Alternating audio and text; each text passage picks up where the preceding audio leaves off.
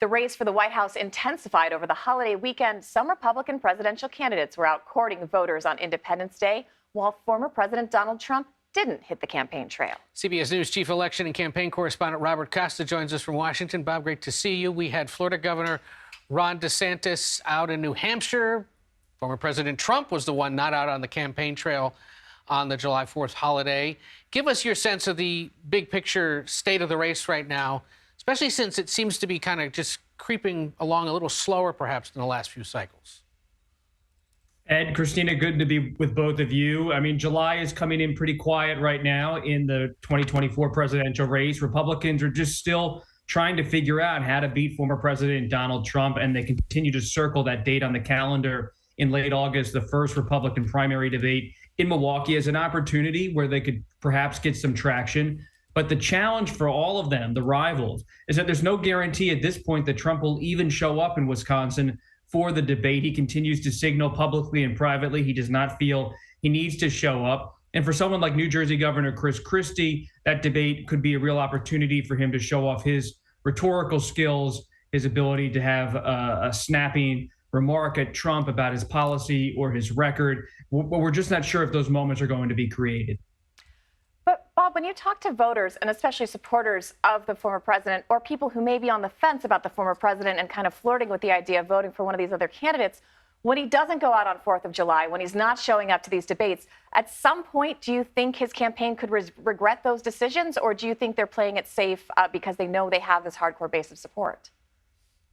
It's such a good question, Christina. What they're really saying inside the Trump campaign is that he's a global celebrity, a global figure who has been a former president. And we haven't seen anything like this before in American politics, to see a former president come back with that level of recognition, especially a president who stirred grievance among his supporters like Donald Trump has done over the past 7-8 years. And it's just unusual historically. I was thinking about this the other day. Jimmy Carter loses in 1980. He goes back to Plains. He doesn't run again. George H.W. Bush loses in 1992. He goes back to Texas. He doesn't run again. So this idea of a one-term president holding such a grip over their party, hovering over the political scene, it enables him at quiet moments in the campaign like this to, frankly, do less. Yeah. You had an interesting report overnight regarding former Virginia Republican Congressman Denver Riggleman, who's now working with the president's son, Hunter Biden's legal team. What more do we know about this? And what does that signal, perhaps, about what Hunter Biden is up to?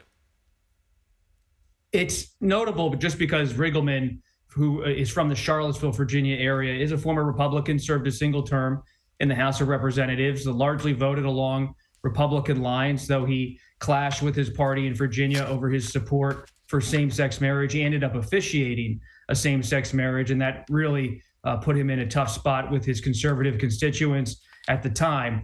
What Riggleman is known for is data analysis. He worked for the January 6th committee in 2021, 2022 as a data analyst, a chief technical advisor, senior technical advisor, and he is someone who is a former Air Force intelligence officer. So yes, he's a former Republican congressman. Yes, he's a former January 6th staffer, but he is also a former military intelligence officer.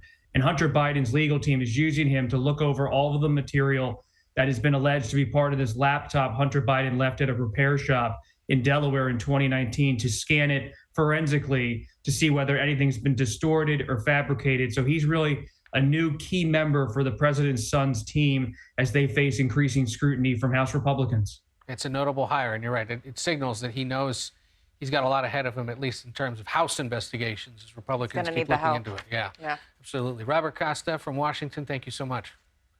Thank you both.